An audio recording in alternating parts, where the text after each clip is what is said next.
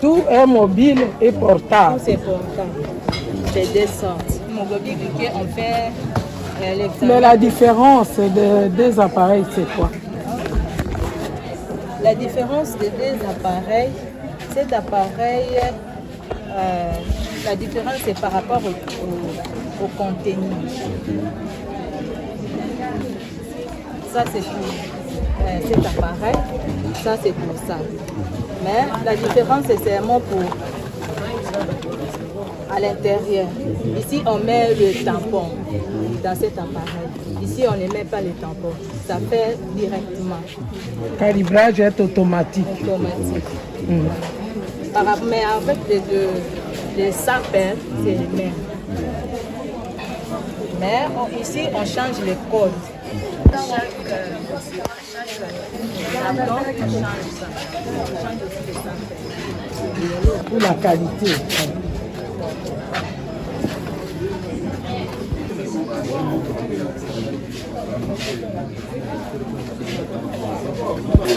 Supprimez les calories. Voilà.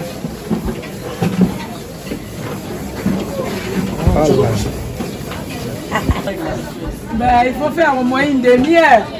Il ne faut pas monter quand vous êtes à plus de 200 de glycémie. Hein? Voilà.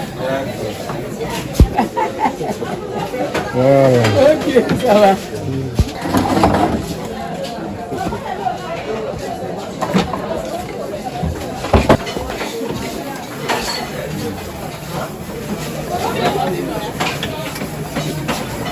Comme s'il faut les faire les pieds nus.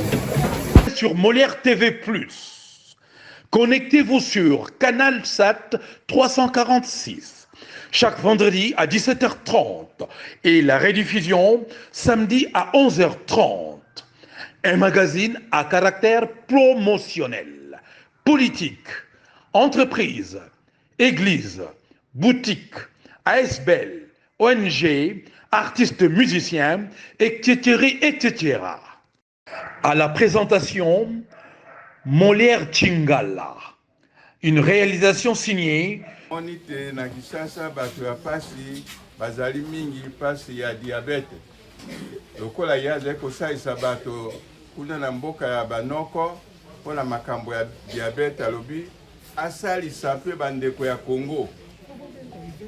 Bongo yango wana bandi mosala yango ya boye koki kokeba na bato ya pasi mpe ndenge nini basalisa bango yango abandisi esika ya boye pour la formation. Kasi si mamoni te kaka boye ekosimba te azali exercice physique. Yango wana asali makasi moke motambusa makila na kosala ba exercice. Yango wana ayepe bisato ezali bete te azala malamu. Wana kisi zaidi diabete ya insuline, kisi ya comprimé, kisi ya nini na pe ye moko akoyebisa biso na detail. Bongo eloko na ye amoni pasi ya bandeko alingi kosalisa bango po akompagne bamalade na koforme bainfirmier na pe aye kobanda na esika olongola mpona kotambusa makambo misato na eleko nini alia mpe ya mibale exercice physique lokola machine ezali wana oyo moko na kati na famille exercice nini okokaso bamedikama nini bakoki kopesa yo na stade oyo boye na stade oyo boye na nde kokasango wana aloba na Beti maboko. Tata bamama bandeko mbote. Mbote lisusu.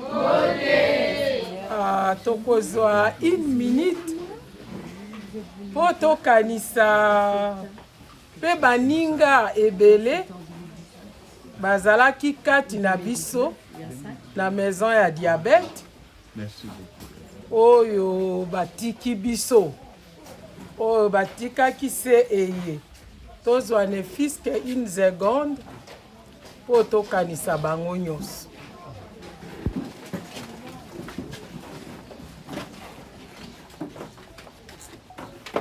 La combo ya batote pour ne pas susciter ba émotion. Mais biso moko bana ya maison awa na ba docteur na biso bayebi bandeko nini bazalaki na biso oyo basi batiki biso. Na yango nde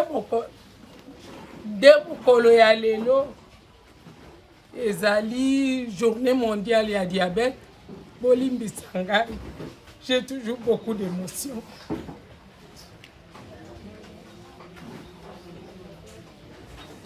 Mokili mobimba bazali kosala milulu pona kosensibiliser ba diabétique na mokili mobimba. Donc biso awa toza na RDC problème ya diabète ezali problème munene. Ezali problème munene pourquoi? Parce que ezali maladie oyo babengi chronique. Maladie chronique ezali maladie oyo bazwaka kisi tous les jours 365 jours. Et comme boyebi, il y a que 90% ya bato na RDC nde bazana musala avec un contrat nde bafutamaka. Parmi 90% oyo ebele bazana misala te. Yango wana mais topesaki association oyo kombo ya Maison de solidarité des diabétiques au Congo. C'est-à-dire tout Congolais est membre de cette association. Le problème est très grave. Pour la augmentation ya diabète, nyonso boyo kaka. Ba crise cardiaque, bambasu.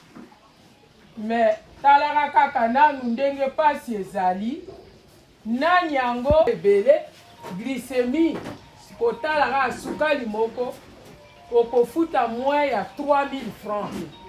Paye $10 pour faire une glycémie. C'est un concept. Naza mondimi, je crois en Dieu et président Nabiso universel. Et cette vision, bien que c'est difficile, ça nous donne l'espoir. Ça nous donne l'espoir parce que avec la couverture santé universelle, il y a l'accès aux soins. Ce n'est pas évident. Mboka Mukeloko, la Belgique, 10 millions d'habitants, ils ont 37 milliards d'euros pour le budget de la santé. Au Congo, comme je venais d'indiquer, que 10% kaka travaillaka. C'est difficile. Mais moi, je crois à ça. Et ceux qui sont présents ici, surtout Batonabiso, font la promotion sociale. Nous espérons une préoccupation.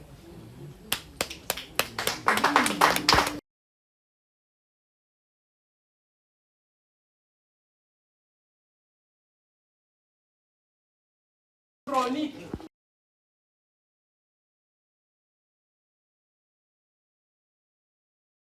Maladie chronique. Hypertension, attaque à maladie chronique. Insuffisance rénale, donc, le président Nabiso, slogan Naye et Zalaka, le PRDC. Il y a 16%. C'est énorme. Et la plupart. Dans le ville au Bouka, Mbalami, Kika, Batobako, Maka, Azana Sikre, Nekama, Tufe, Balobaka, Azana priorité Naye parmi Zala. Parce que d'ici 2030, nous n'allons plus faire face au problème. Azala Kanamato.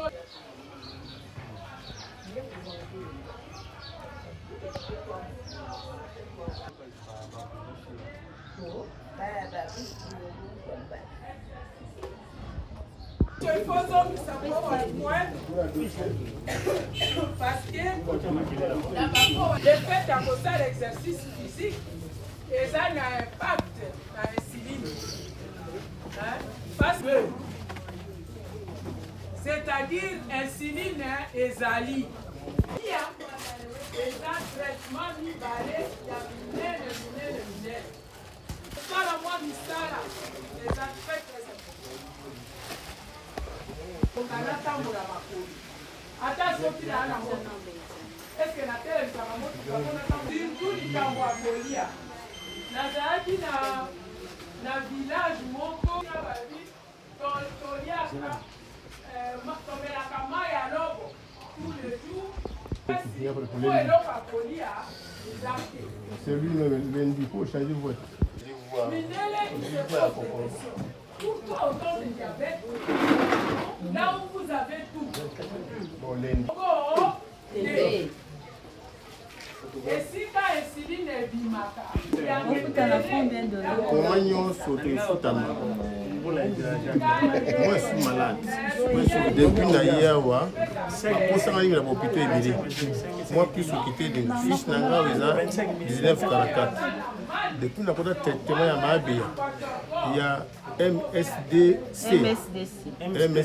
MSDC comme normal on dit akoki kitoko omo binganga mobile ya babele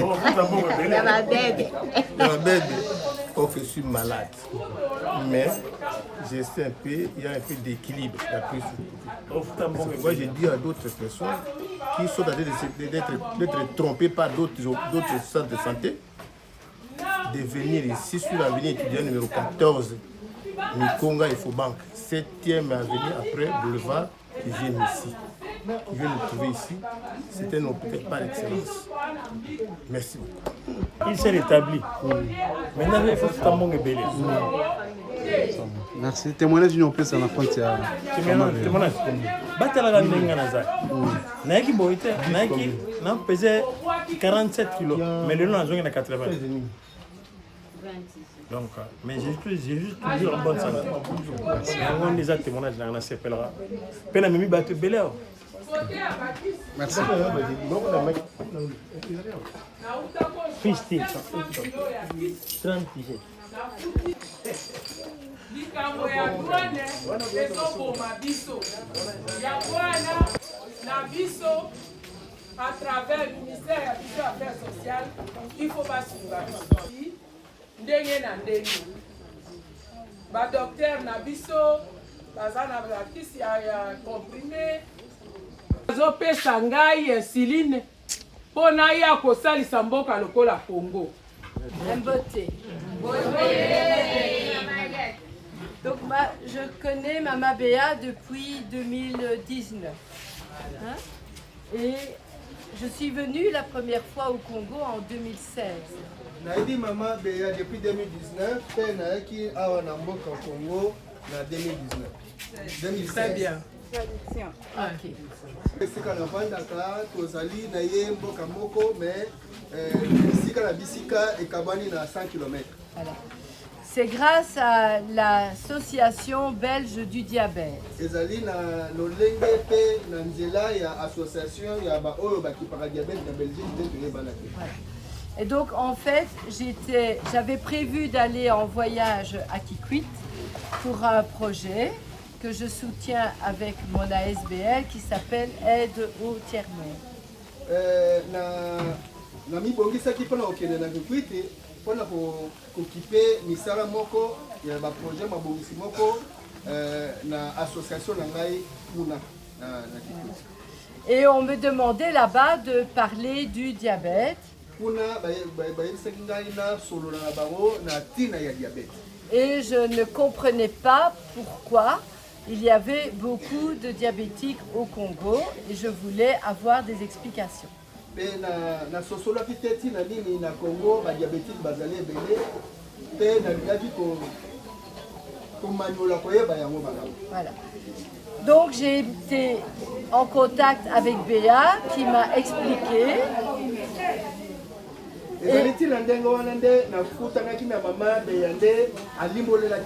Voilà, et je suis revenue en 2018 avec mon mari et nous avons participé une semaine et à la journée mondiale du diabète. Donc il y a des gens qui m'ont déjà vu en 2018. En 2018, il y a des sous na molonga linangai mais to sanganaki pona ko solo la makoma diabète. Pe na tangwana to fetaki pe journée internationale ya diabète na molonga linangai a on a dit ça. Alors salisaki ngai pe pour faire la formation aux institutions, il y a Église du Christ au Congo. Kila moko pe basalaki mayanga ni pona kolakisa lolenge ya kosala na diabète to tina ya diabète na mangumba oyo Église du Christ au Congo.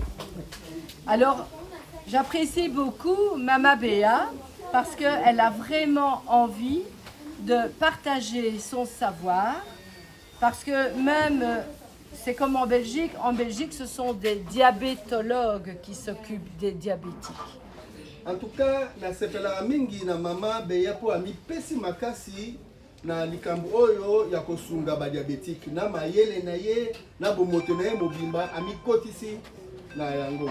Ezapila moko epa na biso ezaba o bayekoli maladie ya diabète ba benga ba diabétologue bangone bakipaka. Mais ye ami kotisi penza na kati pona kosunga ba o bazali ya ekolo na ye. Alors je suis revenue en 2021 avec des ordinateurs pour informatiser le centre. Le but est de pouvoir faire des statistiques pour prouver que les malades qui viennent régulièrement et qui prennent bien leur traitement ont des meilleurs résultats et moins de complications. En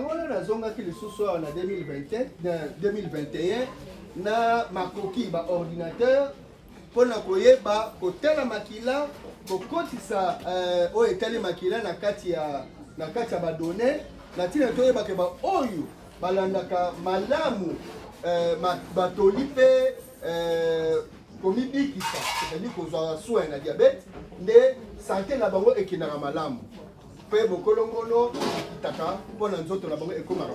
Et à la même occasion, nous avons initié la formation avec Dr Bayaoul pour la police nationale de la RDC. Les institutions et la police nationale, ils sont venus ici pour la formation et Madame Higuette avait financé la dotation pour que la police nationale ait des appareils pour tester la glycémie parce qu'on trouvait qu'il y avait beaucoup de policiers qui étaient diabétiques.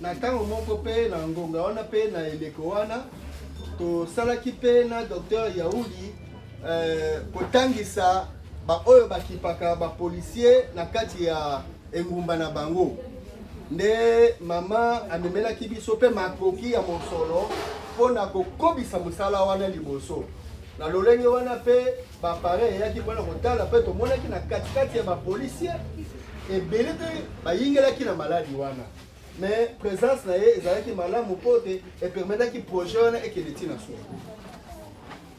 Voilà, et c'est très important justement de faire du dépistage puisque l'on dit qu'un diabétique est un malade qui s'ignore et que quand on reste trop longtemps avec de glycémie élevée, on a des complications.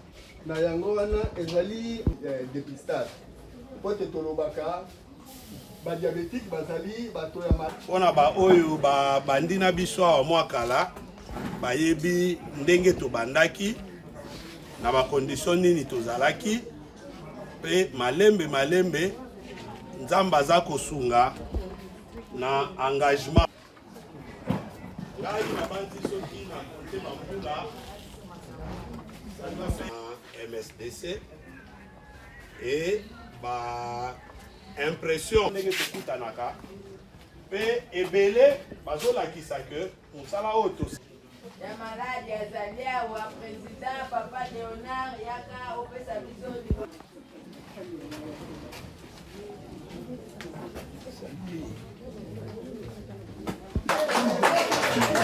Thank you. remercier bakonzi to ba monseigneur oyo baye ko assister biso na mokolo ya lelo yami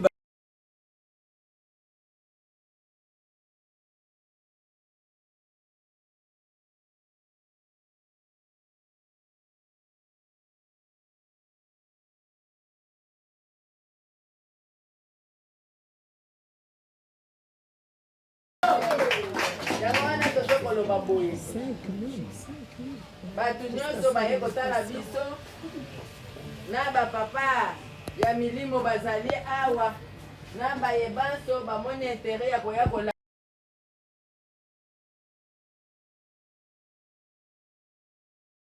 pour cette œuvre. Œuvre oyo ezali mpona biso bakristu tokauka te tozala bato ya bokono te me kasi tozala bato na kolemba azali na maladi esika kokoka koluka mbongo tozala nzoto makasi standard ekoka kosalisa biso po aza na matoi ya koyoka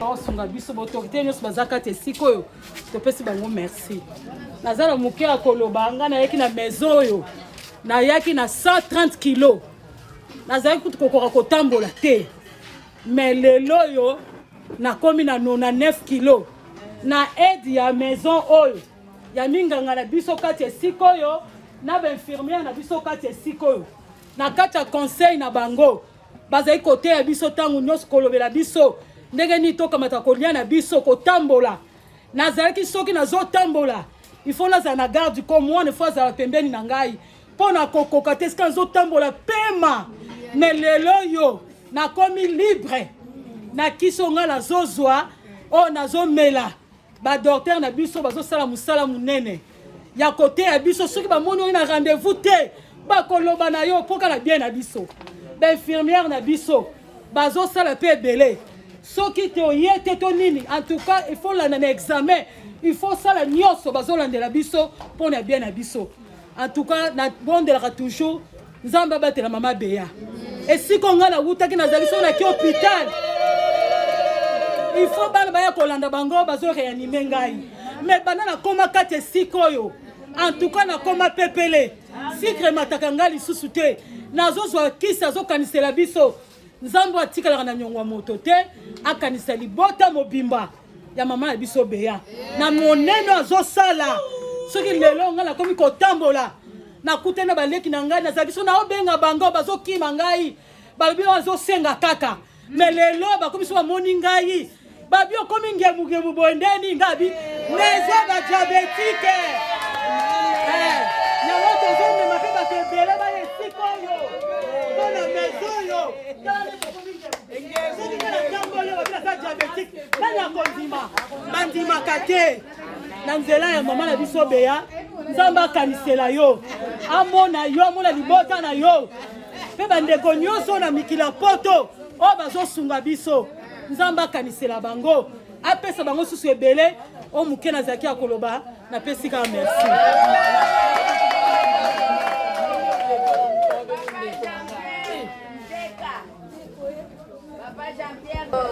nazopesa témoignage moke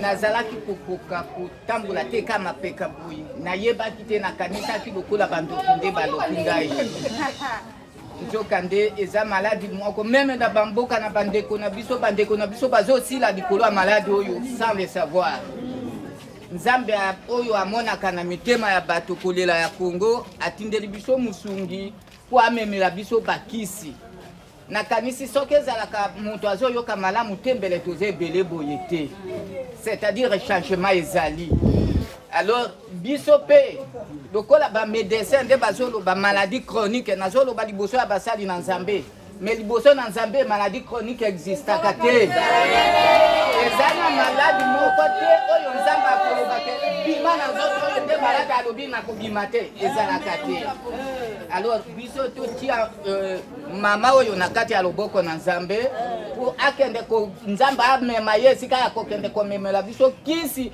oyo ekoki kolongola maladi oyo na nguya ya nzambe amen.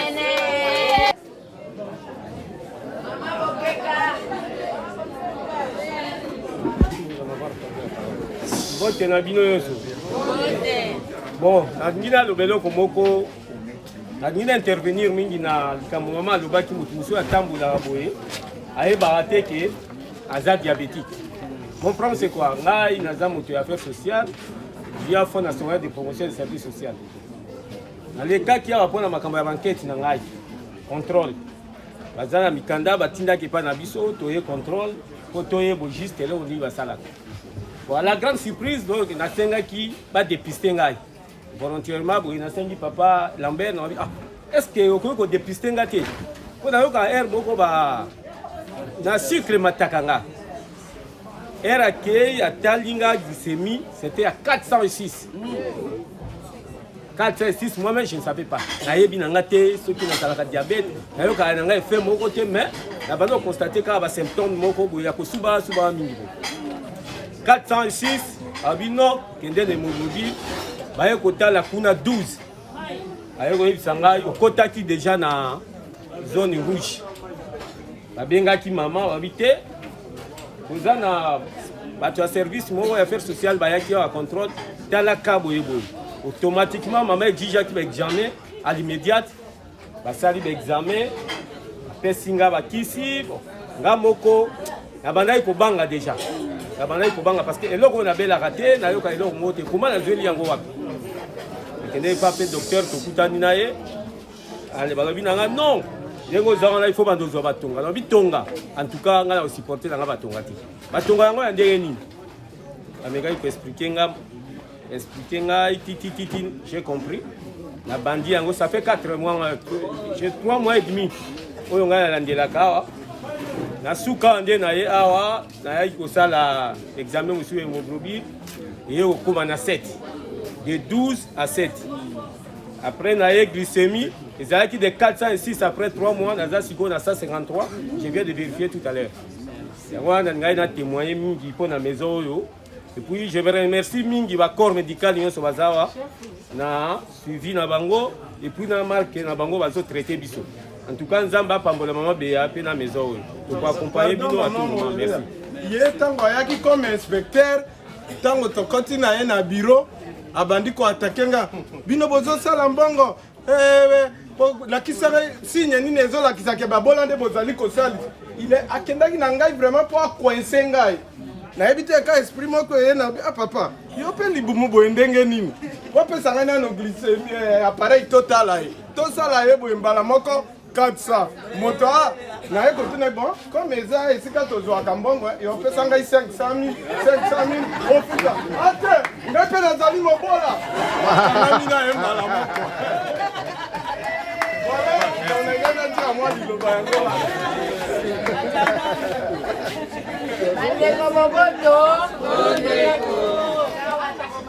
benga ngata mosusu na lobi na kokende kuna na botipe na paroisse depuis 30 ans na paroisse c'est que fona kende semana na lobi fona yeka kuna au moins na yeba ndako ngape na sika nazo kende na ba paroisse fona yebisa ka bango toza na ndako oyo esika bakoki koya même si n'ont pas de problème au moins koloba nazo senti nzoto boye ala basali kama test ana zala ka loko na yeba ka ngate parce que bato mingi bakomi ka moi malali moke bakena ba féticheur ba marabout batiki kutu nzela nzambe bakoti na makambo ndenge ndenge o ezali noko na ngai ezali grand-parent ezali beau-frère et pourtant eza na nzoto. Félicitations pour les infirmiers pour mosala bozosala gratuitement que j'ai entendu.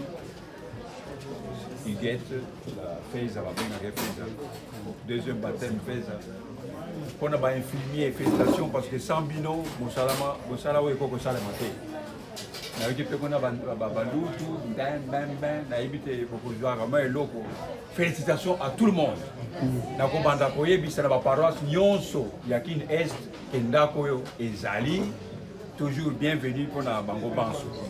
Na ko banda pe ko sambela ka pona bino soki na zole ka nzela monene na ibipe na ko kotawa pona ko pesa mbote. Tango mosusu ngape po pasa nga test, on sait jamais. On a là un des clients de la maison. Bah on peut ça pareil. Bah on peut ça pareil. Ah, c'est bien ça. Nzamba bato la bino banso. Na ndenge boye ko bozonga pe malamu. Ici ba rompo na hote. Ah.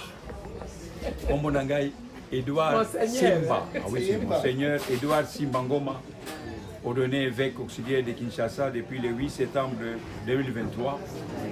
Je suis la responsabilité à la région Kin-Est, donc au Banda, Rivière Njili, aucun de Mongata, aucun de Guamout bientôt, jusqu'à la frontière Bandundu par le fleuve. Bon, semble qu'on a gagné donc, ma parole, nous sommes je suis responsable. Mais le numéro 1, Nabiso, Papa Cardinal. Nakoyebi ça y fait, na les kaki awa, ce qui est moyen zali, ayebi awa. Ayebi, madame. Mais ayebi awa, t'es. A komi na awa. Ce qui a ananga na komi, et bien nous ba yebi a komi. Nakoyebi ça y est, mon collègue zali yebi a collègue awa. En tout cas, félicitations et que Dieu bénisse ces œuvres. Et le père, un missionnaire, le père, ah oui, je suis c'est le confrère de papa. Bon côté, mais na tiaka na banque pas na ba père de skate ba noko na ngai. Na futa kapé te. Maboko. Voilà le secret de la maison. Hein? Na tinda mbongo na Western Union te, on a futa kisi na Allemagne. Amen. Na tinda que par le père de skate, na futa kate, na comme c'est la rambongo na Médéor na Allemagne. Amen.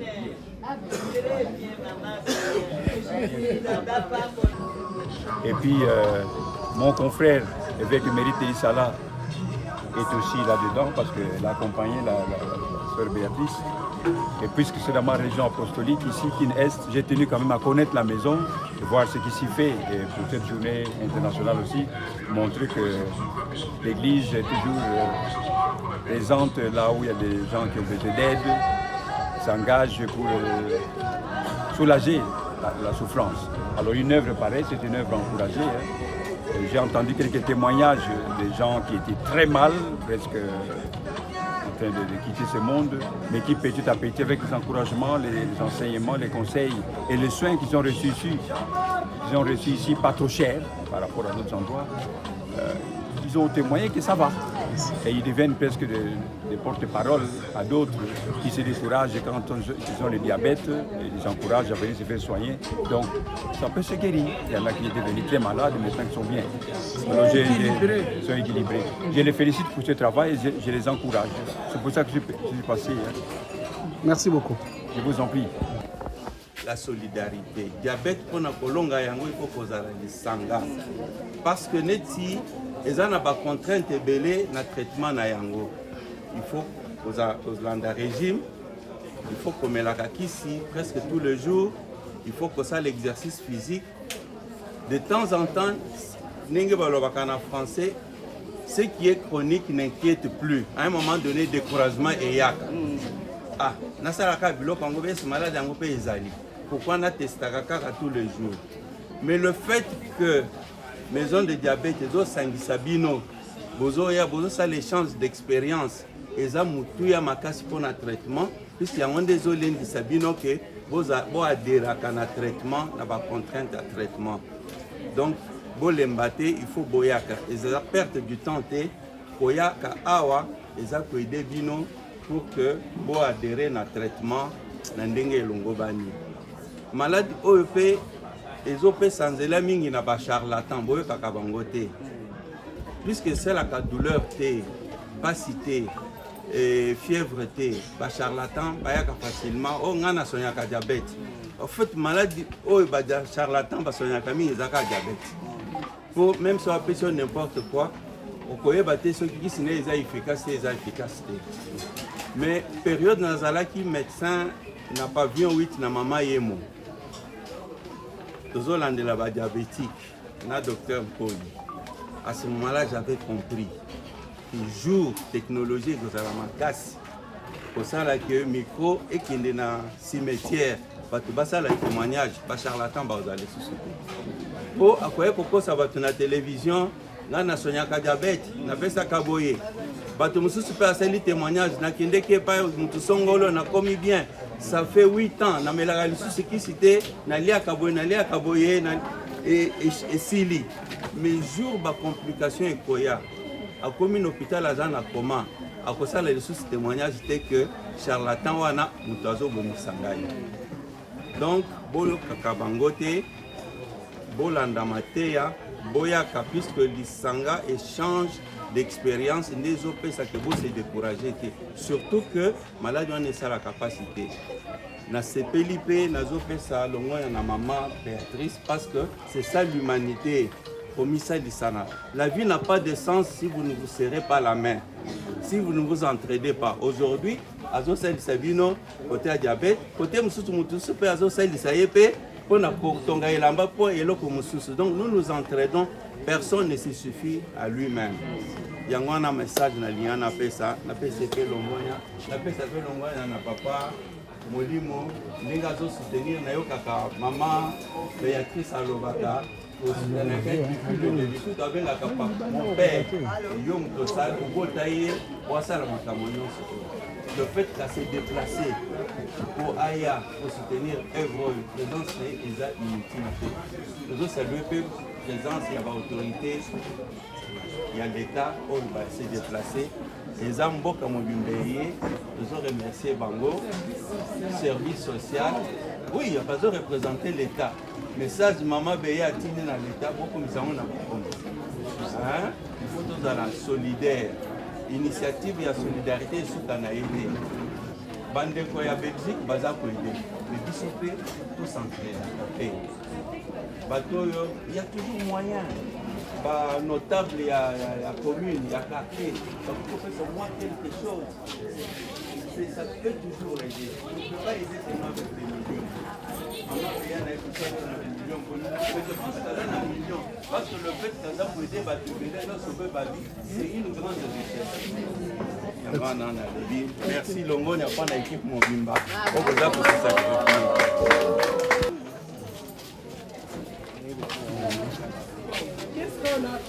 C'est par le laboratoire. Nous avons un projet de laboratoire qui est presque à la fin.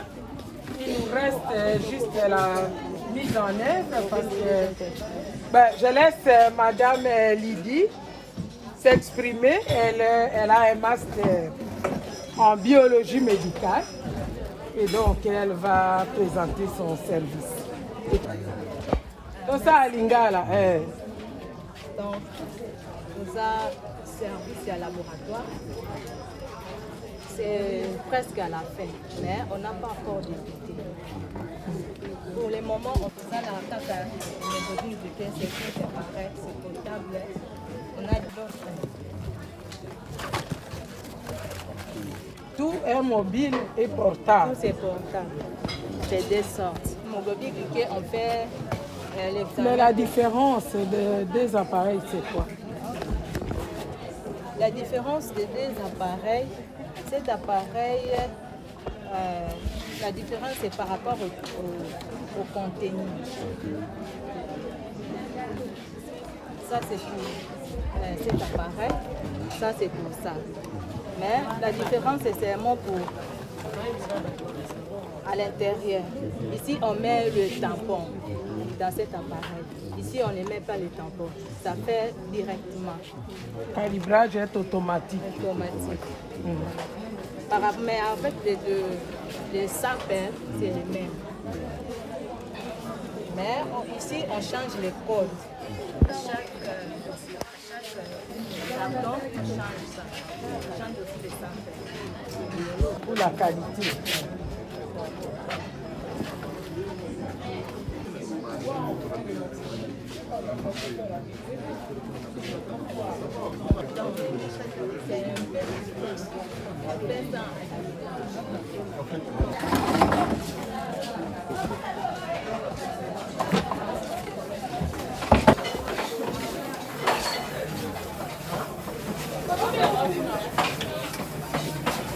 C'est comme s'il faut les faire les pieds nus. Supprimer les calories. Voilà.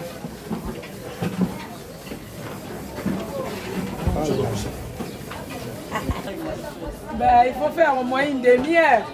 Il ne faut pas monter quand vous êtes à plus de 200 de glycémie. Voilà. Ok, ça va.